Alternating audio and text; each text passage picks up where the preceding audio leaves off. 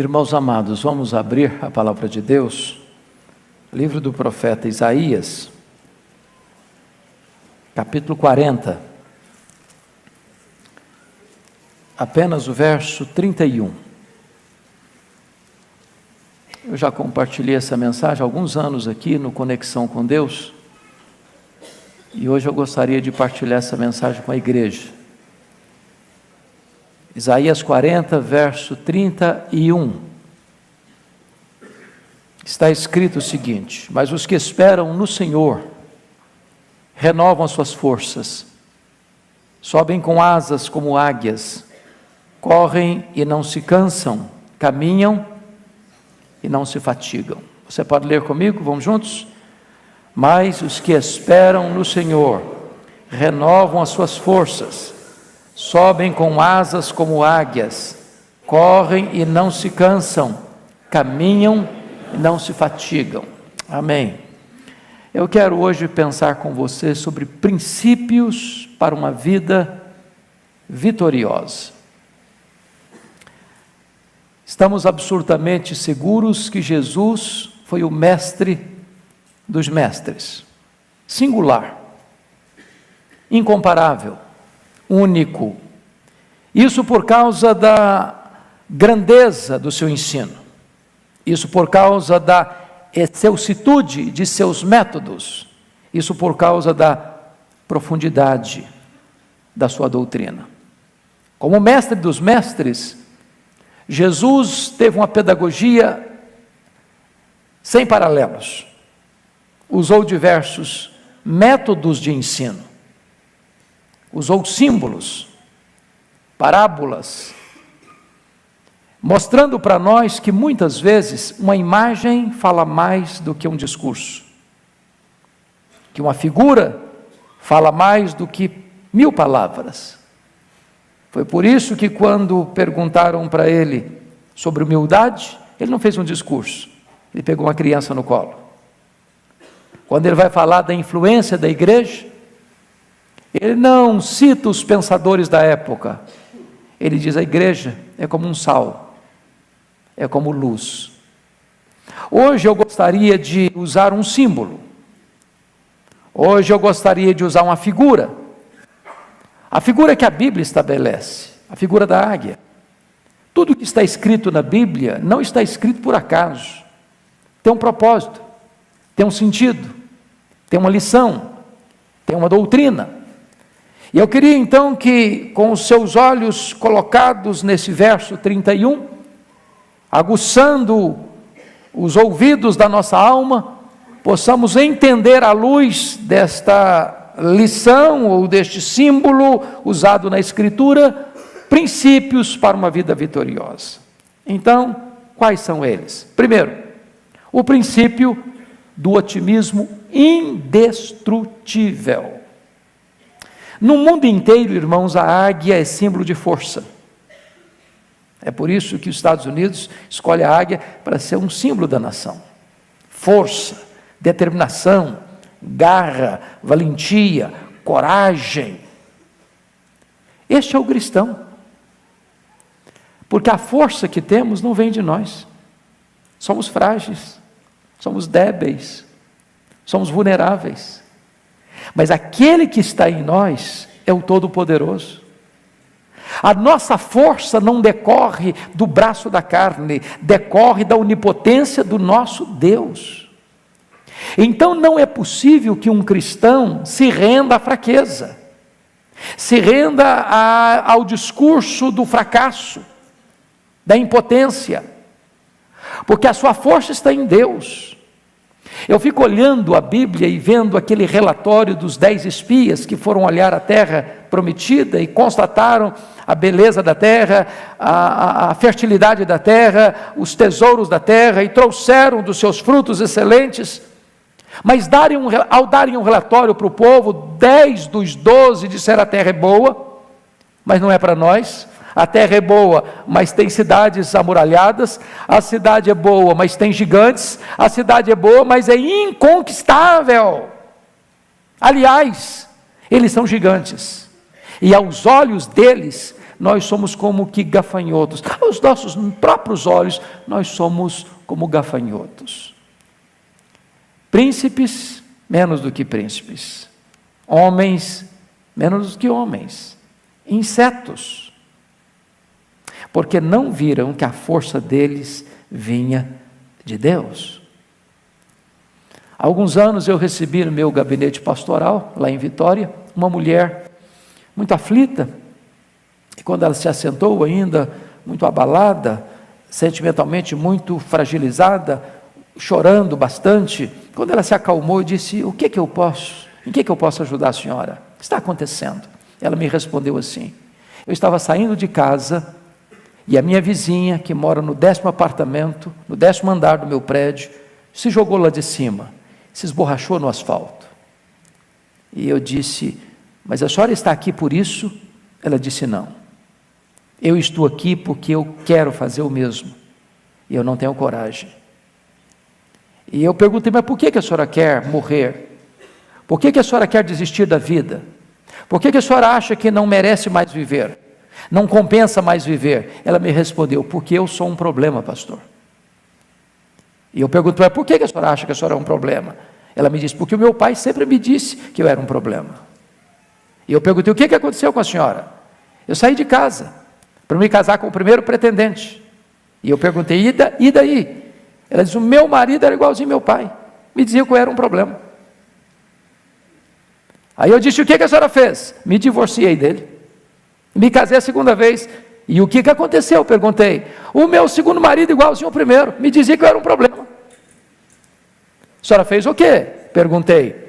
Me divorciei dele, estou casada pela 3ª vez. E eu perguntei: o que está acontecendo? Meu marido, terceiro, é igual ao segundo, que é igual ao primeiro, que é igual ao meu pai, diz que eu sou um problema. Pastor, eu sou um problema, eu não posso mais viver. E eu disse para aquela mulher 3 coisas. Disse: primeiro, você não é quem você pensa que você é. Você não é quem as pessoas dizem que você é. Você é quem Deus diz que você é. Se você é filho de Deus, preste atenção nisso. A despeito de todas as lutas e fraquezas inerentes da sua vida, corre nas suas veias mais do que sangue azul. Você é filho do Rei dos Reis, do Senhor dos Senhores. O seu Deus é o Deus Todo-Poderoso e Ele está no controle da sua vida. Então não se renda ao fracasso. Você pode ter um otimismo indestrutível. Você é como a águia. Segundo lugar, irmãos, o princípio da piedade progressiva. Os estudiosos dizem que a águia é a rainha do espaço. E a águia, ela voa alto. Ela voa nas alturas excelsas. O que isso tem a ver conosco, se nós somos como a águia? A vida do cristão tem que ser altaneira. Nós temos que buscar as coisas lá de cima, lá do alto, onde Cristo vive. Não podemos viver rastejando. Nós não podemos viver ciscando o lixo da vida. Deus nos chamou para uma vida elevada, altaneira, sublime, gloriosa, santa, pura. Nós não podemos ser como o iambu. O iambu fica levando chumbo na asa, sabe por quê? Porque voa baixo demais. Baixo demais. Mas a águia tem outra lei. A águia procura sempre voar cada vez mais alto. Não é zigue-zague, um dia animado, outro dia desanimado, um dia com coragem, outro dia desencorajado, um dia com fé, outro dia com incredulidade, um dia cheio de entusiasmo com as coisas de Deus, outro dia completamente desanimado com as coisas de Deus. Deus chamou você não para viver no zigue-zague, altos e baixos. Deus chamou você para caminhar sempre para cima, sempre para o alto, sempre para frente, cada vez mais alto, cada vez mais perto de Deus, cada vez se santificando mais, cada vez consagrando mais a sua vida a Deus. Agora, tem crente que de fato não quer voar mais alto. Os estudiosos foram pesquisar, por exemplo, o pelicano, e descobriram que o pelicano faz voos curtos, breves e baixos. Quando foram perceber a razão, é porque o pelicano tem o papo muito grande, então não consegue voar alto. Quando você vê um crente com um papo muito grande, pode ter certeza, vai voar baixo.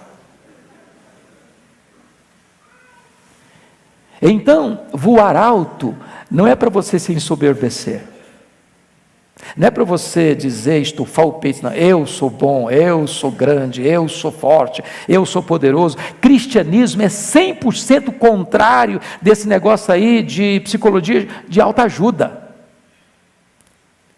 Não é autoajuda, é ajuda do alto, é ajuda de cima, a sua força vem de Deus. Mas diz os entendidos que quando a águia está voando e divisa lá no horizonte uma tempestade, ela faz um esforço hercúleo e gigantesco e começa a voar lá em cima, por cima das nuvens tempestuosas. Que princípio isso tem para nós? Tem muita gente que vive sofrendo reveses terríveis porque voam debaixo da tempestade, debaixo de áreas de risco e perigosas. Em nome de Jesus, você precisa fugir destas zonas de perigo, dessas zonas tempestuosas, para que você não sofra os reveses de voar debaixo da tempestade. Você pode superá-las, você pode voar lá em cima, onde tudo está calmo, onde tudo está seguro, onde tudo está debaixo do controle do Deus Todo-Poderoso. Terceiro princípio que a águia nos ensina, o princípio da integridade inegociável. Os estudiosos dizem que a águia voa em linha reta, como uma flecha, como um projétil. Ela não fica voando em zigue-zague, ela voa em linha reta. O que significa isso? Nós somos como a águia. Que o projeto de Deus na sua vida é que você viva uma vida reta, na luz, uma vida irrepreensível, uma vida onde não tem nada na sua vida debaixo do tapete, onde você vive com retidão aos olhos de Deus e aos olhos dos homens. Você é como a águia. Mas, diferentemente da águia que voa em linha reta, tem outra ave que voa em círculo. É o urubu. O urubu não faz progresso, ele fica sempre voando em círculo.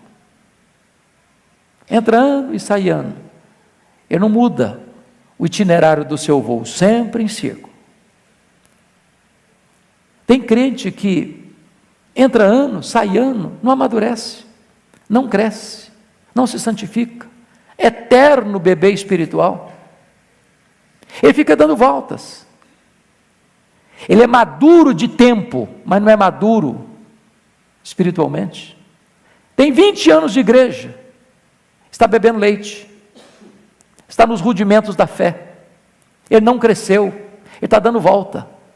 Agora, o que é perigoso é que quando você olhar para cima e ver um urubu fazendo isso aqui, ó, voando em círculo, pode ter certeza, ele está voando em cima de algo que está estragado. Irmãos, quando nós não buscamos as coisas lá do alto, nós acabamos nos distraindo com coisas que já estão cheirando mal. Nesse mundo que se movimenta, ficar parado é dar marcha ré. Então o projeto de Deus para você é que você possa avançar, não em círculos, mas caminhando para frente, para o alvo da soberana vocação de Deus em Cristo Jesus. Quarto princípio, o princípio da total dependência de Deus. Os estudiosos foram olhar a águia e descobriram algo interessantíssimo. Ela tem as asas desproporcionais ao tamanho do corpo. Desproporcionais. Isso gerou uma curiosidade imensa nos estudiosos. Mas por que ela tem as asas desproporcionais ao tamanho do corpo? Cochilo do Criador? Absolutamente não. É que a águia faz voos muito altos, muito longos. E a águia, ao voar, não fica ruflando as suas asas como um beija-flor. O que ela faz? Ela ganha as alturas, aplana as suas asas e deixa que o vento a carregue. Nós somos como a águia. O que isso tem a ver conosco? A Bíblia diz, não é por força, nem por poder, mas é pelo meu Espírito, diz o Senhor dos Exércitos. Nós precisamos viver nessa dependência do Espírito Santo de Deus. Nós precisamos ser levados pelo vento do Espírito Santo de Deus. Nós não vamos alcançar uma vida vitoriosa e altaneira, e santa, e reta, e pura, e piedosa, com a nossa própria força. Nós precisamos, como já foi lido aqui, vivermos na dependência do poder do Espírito Santo de Deus. Mas recebereis poder ao descer sobre vós o Espírito Santo, e sereis minhas testemunhas, tanto aqui em Jerusalém, como em toda a Judéia e Samaria, e até aos confins da terra. O projeto de Deus para a sua, para a minha, para a nossa vida é uma vida no poder do Espírito Santo, no poder do Deus onipotente. Nós precisamos ser levados pelo Espírito Santo de Deus a uma vida de vitória, a uma vida na sua plena e absoluta dependência. Quinto princípio, o princípio da visão integral. Os estudiosos foram examinar a águia e descobriram que a águia tem uma capacidade impressionante, e está escrito isso na Bíblia, lá no livro de Jó, 39, você pode conferir isso comigo. Jó 39, versículo 29, quando diz que ela lá das alturas descobre a presa, seus olhos a avistam de longe. A águia tem a capacidade de olhar um alvo a 1000 metros e a voar como uma flecha na direção desse alvo. Mas por quê? Aí os estudiosos foram examinar. Você e eu temos a capacidade de, num cenário geral, como esse templo, por exemplo, mirar num alvo específico. Por exemplo, eu estou olhando para o auditório, mas daqui eu miro, por exemplo, o rosto do presbítero Eduardo. Eu estou olhando geral, mas me concentrando nele. Por quê? Porque eu tenho um dispositivo na minha retina chamado de fóvea, que me dá essa capacidade. Os estudiosos foram examinar a águia e descobriram que a águia tem 3 fóveas no seu olho. Ela tem uma visão tridimensional. Ao mesmo tempo, ela tem um olhar para cima, para frente e para baixo. Ela consegue visualizar ao mesmo tempo um alvo para cima, outro para frente, outro para baixo. Se nós somos como a águia, o que tem isso a ver? Há muitas pessoas que, embora entendidas, que embora estudadas, que embora experientes nos ramos da ciência e da filosofia, não conseguem ter nenhuma visão para cima. Não sabem nada sobre Deus, não sabem nada sobre a eternidade, não sabem nada sobre os valores eternos. Nós precisamos ter visão clara para cima. Mas nós precisamos também ter uma visão clara para frente, para a história, para entender a vida, para entender o significado da existência. Quantas pessoas, meus irmãos, que vivem, mas não têm o significado da vida. Vivem pelo dinheiro, vivem pelo sucesso, vivem pela fama, vivem pelos prazeres, mas não conhecem o verdadeiro sabor da vida, o verdadeiro significado da vida, que está em Cristo Jesus, nosso Senhor. Mas tem outros que não têm nenhuma compreensão para baixo, não têm um coração compassivo, não se importam com aqueles que estão nos vales, gemendo, sofrendo, sangrando, precisando de socorro, precisando de uma mão estendida. Nós somos como a águia, precisamos ter uma visão plena, íntegra, tridimensional, para cima, para frente e para baixo. Sexto princípio, o princípio da liberdade total. A águia não vive em cativeiro. Ela foi criada para o espaço, e a sua vocação é a liberdade. Nós somos como a águia. Então deixa eu dizer para você, meu amado, você não foi criado por Deus e nem salvo por Cristo, nem habitado pelo Espírito Santo para viver num cárcere. Um cárcere emocional.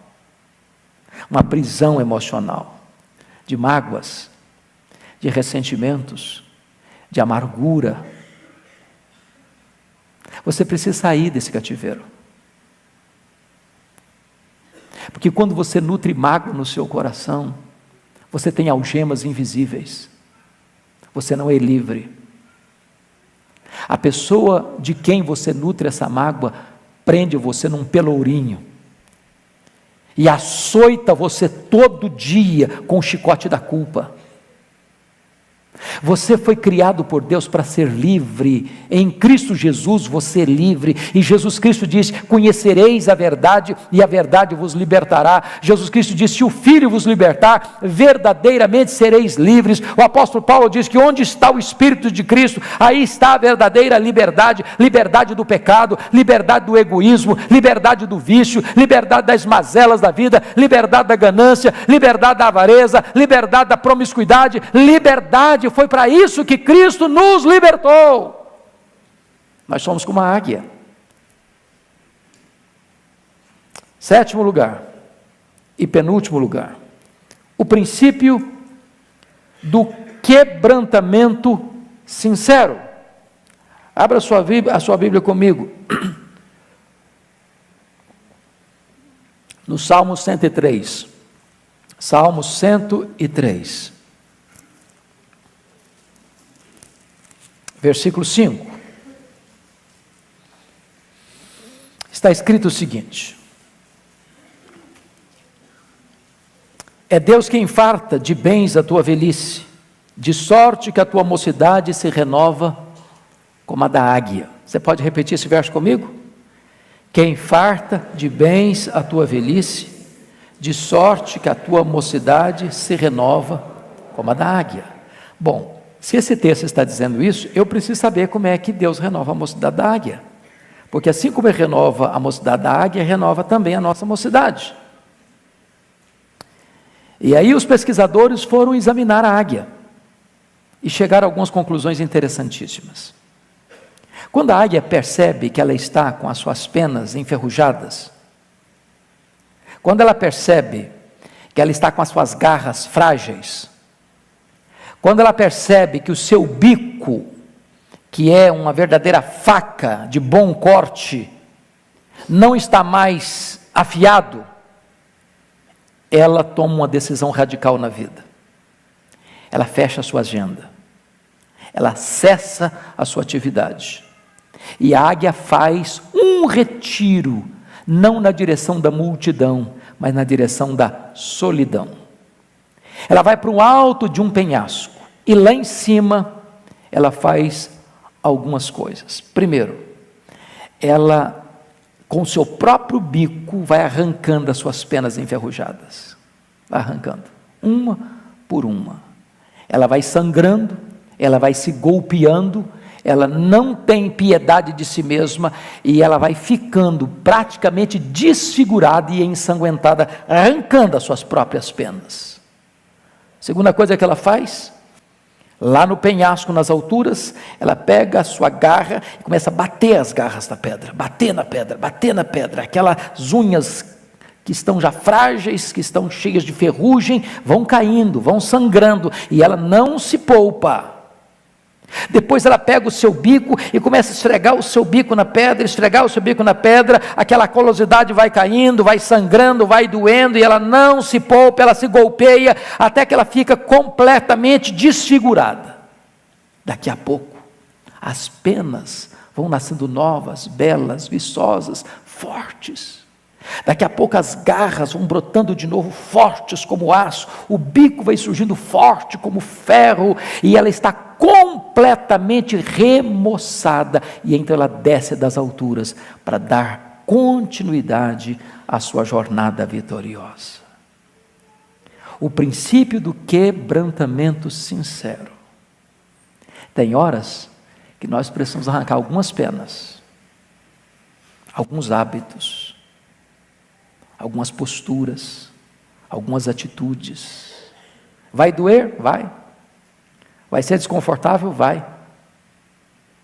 Vai sangrar? Vai. Mas é preciso ter coragem de enfrentar a nós mesmos. Tem horas que você precisa atualizar as suas armas, renová-las. As garras são as armas da águia. Às vezes nossas armas estão enferrujadas, frágeis, há brechas no nosso escudo. E nós precisamos, meus amados irmãos, renovar estas armas, para que não sejam armas carnais, frágeis, mas fortes, armas poderosas em Deus, para destruirmos fortalezas, anularmos sofismas. Tem hora, amado, que é preciso botar o bico na pedra,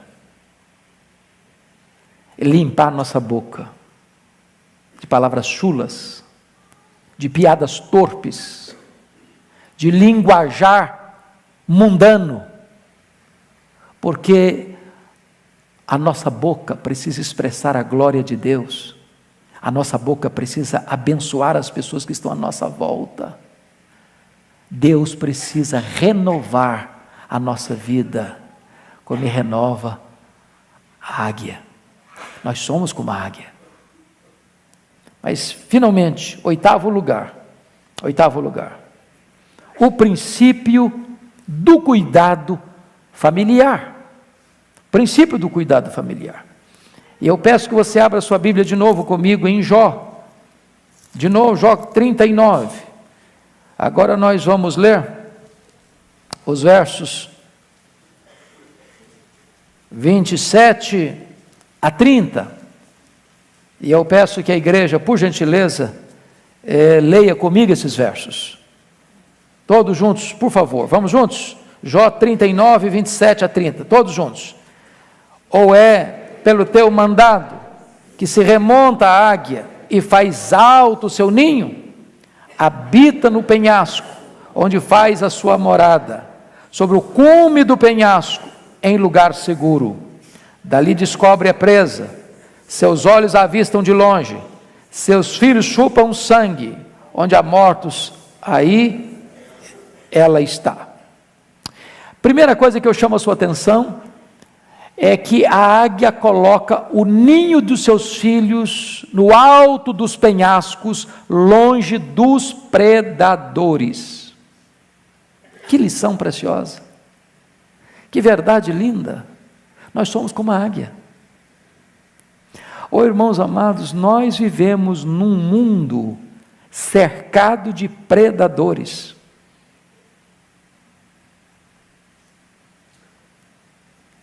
As escolas, por mais nobres que sejam, ao seu redor estão cheias de predadores.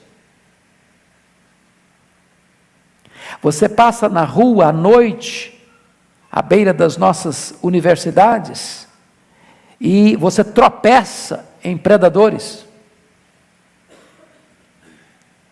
Você liga o seu computador e aciona as redes sociais, e os predadores estão aí. Você liga a sua televisão e os predadores estão por todo canto, por todo lado.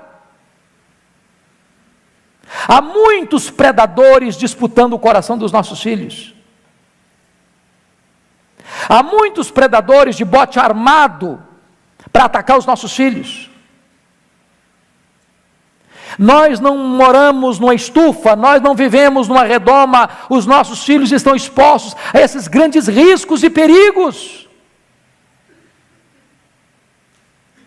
E a águia está nos ensinando uma coisa: precisamos colocar o ninho dos nossos filhos longe dos predadores. Saber onde eles vão, com quem vão, o que estão fazendo. Quem são os amigos dos nossos filhos? Porque os predadores estão aí, prontos para atacar. Pense comigo, por exemplo, no rei Davi. Rei Davi teve muitos filhos. E o rei Davi amava os seus filhos. E o rei Davi presenteava os seus filhos.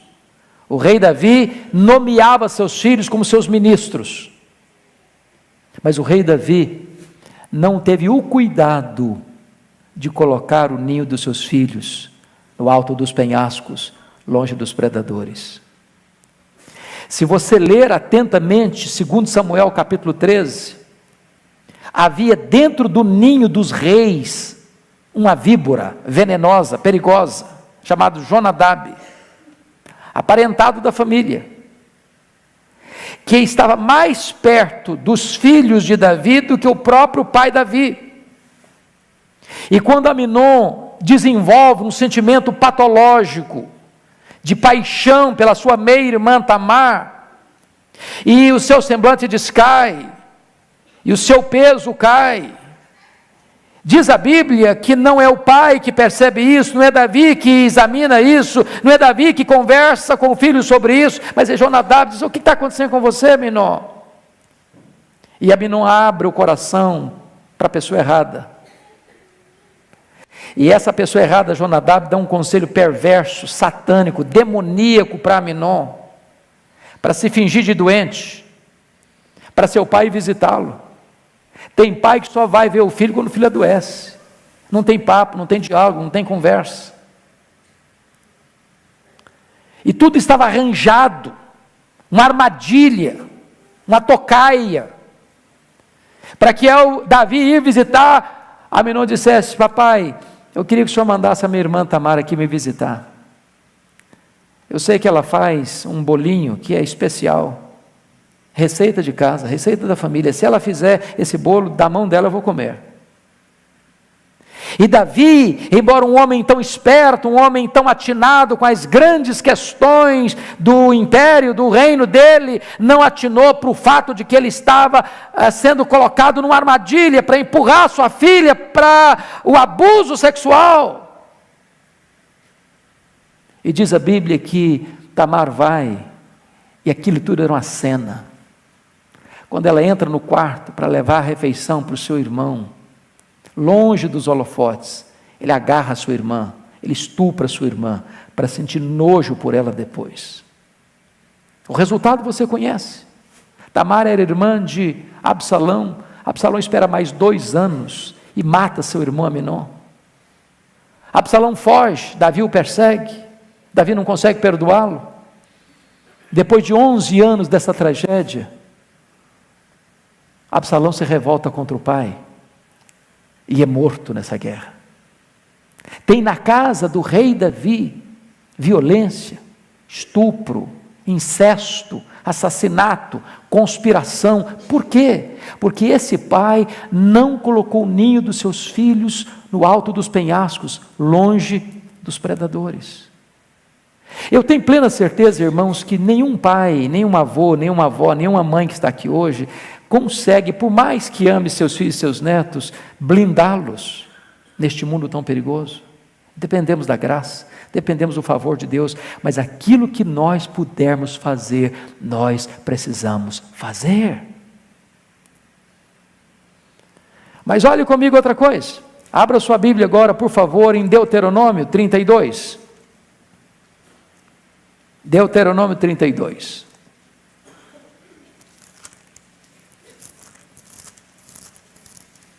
Versículo 11. Você pode ler comigo, toda a igreja? Vamos juntos? Como a águia desperta a sua ninhada e voeja sobre os seus filhotes, estende as asas e tomando-os, os leva sobre elas. Agora vamos entender uma coisa aqui. Além de colocar o ninho dos filhos no alto do penhasco, a águia faz outra coisa. Quando os filhos estão já na hora de sair do ninho, ela toma uma atitude, à luz desse texto. Ela vai lá em cima do ninho e começa a voar, em cima do ninho. Dizendo o quê? Dizendo o seguinte: filhos, olhem para mim, vejam como eu faço, sigam o meu exemplo. Eu estou dando para vocês uma lição, é assim que faz. Está na hora de bater asas do ninho. Que coisa interessante. Os nossos filhos veem mais o nosso exemplo do que escutam as nossas palavras. O que somos fala mais alto do que o que falamos. Albert Schweitzer já dizia que o exemplo não é uma forma de ensinar, o exemplo é a única maneira eficaz de ensinar. Exemplo.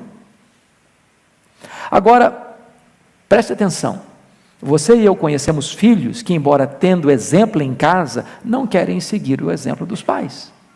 O que a águia faz? Sabe o que ela faz? Quando ela está voando, o filho não quer sair do ninho, ela vai lá no ninho, tira o capim macio, tira a penugem e deixa os espinhos, as ferpas, para acicatar os filhos. Tem hora que a única linguagem que os filhos conhecem é a linguagem da disciplina. Pais que super protegem os filhos, estragam os filhos. Há dois extremos. Mimar demais é um extremo perigoso, ou ser rigoroso demais é outro extremo perigoso. Mas preste bem atenção. Você precisa ter coragem de disciplinar seus filhos, de dizer não para os seus filhos, de estabelecer limites para os seus filhos. Você precisa ser como a águia. Mas bom, pense agora numa outra alternativa. Imagine que mesmo com os espinhos acicatando, o filhote da águia não queira sair do ninho. Porque tem filho que mesmo com exemplo ele não quer seguir também. Tem exemplo, tem disciplina e mesmo assim não quer obedecer. Sabe o que a águia faz? Ela toma uma atitude radical. Ela vai lá no ninho, arranca o filho do ninho com as suas possantes garras, lá das alturas excessas, ela joga o filho ao chão. E o filho que nunca voou, não sabe voar, sai dando cambalhotas. E ela deixa. Quando o filhote está para esborrachar no chão, ela pega de novo com as suas possantes asas, leva ela para cima e joga outra vez. Faz isso 1, 2, 5, 10 vezes, até que o filhote aprende a voar sozinho. Sabe qual é o princípio da águia? Meu filho precisa ser meu discípulo. Eu não desisto dele. Eu não abro mão dele. Eu não abro mão dele. Nós somos como a águia. Nós não podemos desistir dos nossos filhos. Nós não podemos abrir mão dos nossos filhos. Nós não geramos filhos para a morte, nós não geramos filhos para o cativeiro, nós não geramos filhos para povoar o inferno. Os nossos filhos são herança de Deus, os nossos filhos são bênção de Deus e nós precisamos continuar investindo neles até vê-los sendo restaurados e usados nas mãos de Deus. Eu quero concluir contando para vocês um fato que marcou minha vida e eu acho que marcou muita gente na época que esse fato veio à tona. E eu sei que eu já contei isso aqui naquela mensagem, mas tem gente nova aqui, talvez nunca escutou essa história, que vai encorajar o seu coração. Aconteceu no Rio de Janeiro, numa escola de orientação militar. E lá estava um menino chamado Netinho, era um adolescente, 14 anos, e seu pai era militar, muito rigoroso, e o Netinho então num dia foi flagrado pelo seu professor, na interpretação do seu professor, numa tentativa de cola, numa prova de geografia, e o professor tomou-lhe a prova, lhe deu 0, chamou o pai e a mãe e expôs a situação diante do pai e da mãe. E o Netinho ficou, de certa forma, muito constrangido e até envergonhado com essa cena. E na volta para casa, o Netinho tentou entabular uma conversa com o pai e com a mãe, para explicar a situação. E o pai disse: você não tem o direito de olhar nos nossos olhos. Você não tem o direito de falar conosco.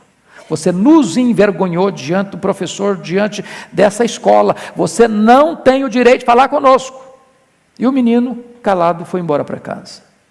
Passou uma semana inteira o filho tentando conversar com os pais com o canal de comunicação fechado com o menino. E o menino foi murchando por dentro, foi morrendo por dentro. Os pais não perceberam. Passados uns 10 dias, o pai e a mãe saíram para ir ao supermercado, deixaram o revólver em cima da mesa, e o netinho pegou uma carta, um papel, começou a escrever uma carta. E disse: papai, mamãe, me perdoem,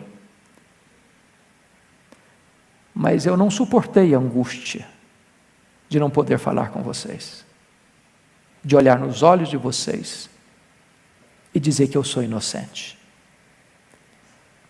Meu professor se equivocou, eu não estava colando. Mas vocês não me deram o direito de me defender, nem de abrir meu coração com vocês. Eu não superei isso, me perdoem. Pegou o revólver do pai, deu um tiro na cabeça. Quando os pais chegaram, o netinho estava numa poça de sangue, uma carta numa mão e o revólver na outra mão. Esse fato, na época, mexeu com o Brasil. E é um alerta para você e para mim ainda hoje. Os nossos filhos vão errar conosco. Nós vamos errar com os nossos filhos. Família é lugar de perdão. Família é lugar de cura. Família é lugar de recomeço. Família é lugar de compaixão. Família é lugar de segunda oportunidade. Nós somos como a águia. Que Deus nos abençoe. Amém.